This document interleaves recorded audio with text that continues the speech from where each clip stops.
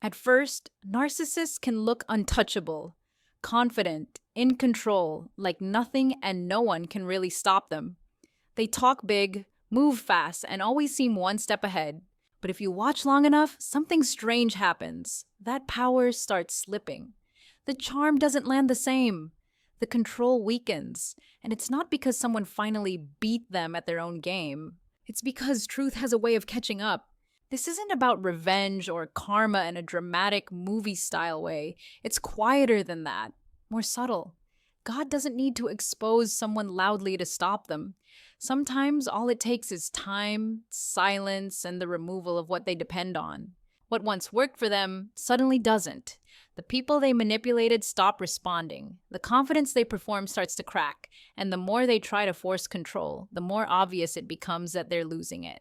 What looks like strength on the outside slowly collapses from the inside, and most people don't even realize it's happening until it's already done. The first way God disables a narcissist is simple, but brutal. Their mask stops working. For a long time, they rely on charm. They know what to say, how to act, how to read the room. They mirror people's energy, tell them what they want to hear, and present this carefully built version of themselves that looks confident, kind, even impressive. And it works until it doesn't. Over time, cracks start to show, the jokes feel forced, the compliments feel empty, the stories don't line up anymore. People begin to sense something's off, even if they can't explain it right away. And here's the key part. God doesn't rush this process. Instead of exposing them all at once, the mask slowly loses its power. The same behavior that once impressed people now feels uncomfortable. The same tactics that earned admiration start raising eyebrows. They try harder, of course. Louder charm, bigger stories, more control, but desperation has a smell and people can feel it. Eventually, conversations go quiet, invitations slow down, trust fades. Not because anyone started a smear campaign, but because the truth no longer needs help. The narcissist feels this shift deeply. They sense people pulling back, but they don't understand why. And that's terrifying for them. Their identity depends on being admired, believed, and followed. Without the mask, they don't know who they are. And the hardest part? They can't blame one person. There's no single enemy to attack. The illusion just stops working. When that happens, they're forced to face something they've avoided their whole life, a version of themselves without applause. And that silence, that's where their power really starts to fade. The second way God disables a narcissist is when they lose control over you. For a long time, your reactions were part of their fuel. Your emotions, your explanations, your need to be understood. All of that gave them leverage. They knew which buttons to press, when to pull away, and how to keep you emotionally hooked. But then something shifts. You stop reacting the way you used to. You don't argue as much. You don't over-explain. You don't rush to fix the tension. Their words still land, but they don't sink in the same way. And that change shakes them. Because narcissists don't need love as much as they need impact. They need to feel like they matter in your emotional world. When they can't move you anymore, they start to feel invisible. This is where God works quietly. Not by changing them, but by strengthening you. You gain clarity. You see patterns instead of excuses. You realize you don't need to defend your reality to someone committed to misunderstanding it. So when they try the old tactics, guilt, blame, silence, or sudden kindness, it doesn't work. You stay steady, calm, grounded. To a narcissist, that calm feels like rejection. They might escalate, push harder, say things just to provoke a reaction, and when that fails, frustration turns into panic, because control was the only thing holding their false sense of power together. When they lose control over you, they lose proof of their importance. And here's the truth. You didn't take anything from them. You just stopped giving them access. That's why this kind of freedom feels spiritual. It's not loud. It's not dramatic. It's quiet strength. And once control is gone, the narcissist is forced to confront a reality they fear most, a world where you no longer revolve around them. The third way God disables a narcissist is when their supply starts to dry up. Narcissists live on attention, praise, validation, admiration. It's what keeps their ego inflated and their inner emptiness hidden. As long as there's an audience, they feel powerful, seen, important. But at some point, the crowd thins. People get tired. They notice the patterns. The drama stops being entertaining and starts feeling draining.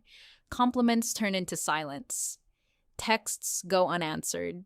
The constant validation they depended on slowly disappears. And this doesn't usually happen all at once. It's subtle. One person pulls back, then another. Then suddenly, the room feels a lot quieter. This is where God's timing shows up. No public takedown, no big confrontation, just a natural withdrawal of energy. The attention they chase stops chasing them back. For a narcissist, this is devastating because without supply, they don't feel real. They start reaching out more, posting more, talking louder, fishing for reactions. But the more they try, the more obvious the neediness becomes. And neediness kills the image they worked so hard to protect. They might blame others, call people fake, say everyone's jealous or ungrateful, but deep down, they know something's wrong. What scares them most isn't being disliked, it's being ignored. Because when no one is feeding their ego, they're left alone with themselves. No mirror, no applause, no distraction. And in that silence, the false self they built begins to collapse. This isn't punishment. It's exposure. God doesn't remove their supply to humiliate them. He removes it to reveal the truth, that a life built on validation can't survive without it. And once that truth sets in, the power they thought they had starts slipping through their fingers. The fourth way God disables a narcissist is by letting their own behavior expose them. No traps, no setups. No one has to plan their downfall. They do it themselves. For a long time, they're careful, calculated. They know when to be charming and when to stay quiet. They manage their image like a brand. But once control starts slipping, so does that self-control. The anger comes out faster. The manipulation gets sloppy. The lies don't connect like they used to. They react instead of calculating, and people start noticing. They interrupt more, overreact more, contradict themselves. One day they're the victim, the next day they're the hero, and none of the stories quite line up. The mask doesn't just crack, it malfunctions. And here's the key part. God doesn't have to reveal them. He just steps back and lets them talk. When narcissists feel threatened, they expose what they were hiding. When they feel cornered, they become impulsive. When they feel unseen, they get louder. And in trying to regain control, they reveal exactly who they are. People who once defended them start getting uncomfortable. The same behavior that was once excused now feels undeniable. Patterns become obvious. Red flags can't be unseen. And the narcissist usually doesn't realize what's happening until it's too late. They think they're standing up for themselves. They think they're telling their truth. But what they're really doing is removing all doubt. This is why you don't need to convince anyone. You don't need to explain. You don't need to prove your side. Time does the work. When someone is rooted in ego instead of truth, pressure always brings exposure. And the more they try to control how they're seen, the more obvious the cracks become. God doesn't rush justice. He allows patterns to repeat until everyone can see them clearly. And once someone shows you who they are consistently, the illusion can't be rebuilt. That's when the narcissist loses something they can never fully get back: credibility. The fifth and final way God disables a narcissist is by leaving them alone with themselves. No audience, no chaos, no one to provoke, no one to blame. Just silence. This is the part they fear the most. Narcissists stay busy for a reason. Drama, conflict, attention, relationships. All of it keeps them from sitting with what's inside. Because when everything goes quiet, there's nothing left to distract them from the emptiness they've been running from. And God doesn't fill that silence for them. People stop engaging, stop reacting, stop explaining. The emotional doors close one by one, not out of hate, out of clarity. At first, they try to escape it. They reach out to old connections, stir up conflicts, post more, talk more, anything to feel seen again. But when that doesn't work, the silence stays. And that's when the real disabling happens. Without validation, they lose their sense of identity. Without control, they lose their confidence. Without reactions, they lose their power. What's left is the version of themselves they avoided their entire life. For some, this becomes a wake-up call, a moment of reflection, a chance to change. But for many, it's unbearable, because growth requires humility, and humility feels like annihilation to someone built on ego. Meanwhile, you're not part of this anymore. You're healing, grounded, at peace. You didn't destroy them. You didn't fight them. You simply stepped out of the role they needed you to play. And that's the real message here. God doesn't disable narcissists through revenge. He disables them through truth, timing, and removal. What's built on manipulation eventually collapses. What's built on ego eventually isolates itself. And what's built on peace, that's what survives. This is the part most people miss. None of this is about you getting revenge, justice, or the last word. God's work isn't loud, it doesn't clap back, it doesn't expose people on your timeline or force apologies out of broken egos. It simply removes alignment. When someone operates through manipulation, control, and ego, they eventually lose access to what they can't respect. That includes people, opportunities, peace, and purpose. Not because someone punished them, but because they no longer fit where truth is present. And here's what matters most. You were never meant to be the one to fix them. You weren't sent to save them, tolerate them, or shrink yourself so they could feel big. The moment you stepped back, healed, and chose peace, the lesson started doing its work on its own. That's why walking away often feels spiritual. Calm replaces chaos. Clarity replaces confusion. You stop questioning your worth and start protecting your energy. Meanwhile, they're stuck replaying the same cycles, losing the same people, telling the same stories, just with new faces. That's not your burden anymore. God doesn't disable narcissists to make you feel superior. He does it to free you. Free you from over-explaining, free you from self-doubt, free you from thinking love means endurance. And once you're free, you see it clearly. The power they had was never real.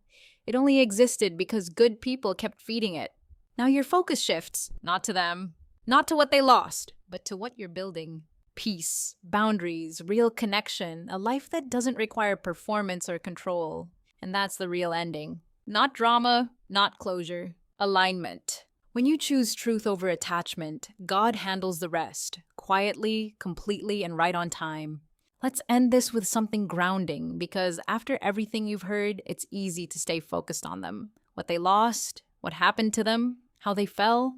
But this story was never really about the narcissist. It's about you waking up, about realizing that confusion isn't love, anxiety isn't connection, and constantly proving your worth is not what healthy relationships require.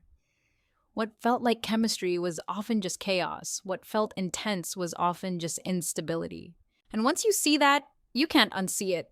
God doesn't just remove people from your life. He restores your discernment. You start trusting your gut again. You stop ignoring red flags just because you see potential. You stop romanticizing behavior that drains you. You also stop blaming yourself. You understand now that being targeted wasn't a flaw. It was a sign that you had empathy, depth, and sincerity. Things narcissists recognize instantly, even if they don't value them correctly. And here's the shift. Instead of asking, "Why did this happen to me?" you start asking, "What did this teach me?" It taught you boundaries. It taught you self-respect. It taught you that peace feels boring only when you're addicted to chaos. Most importantly, it taught you that God's protection doesn't always look like prevention. Sometimes it looks like removal. Sometimes it looks like exposure. And sometimes it looks like silence. Because silence creates clarity. You don't need to check on them. You don't need updates. You don't need to know how their story ends. Your story already restarted the moment you chose yourself. And that's the real win here. Not that a narcissist was disabled, but that you were released. Released from confusion. Released from control. Released into peace. And that kind of freedom? That's something no narcissist can ever take from you.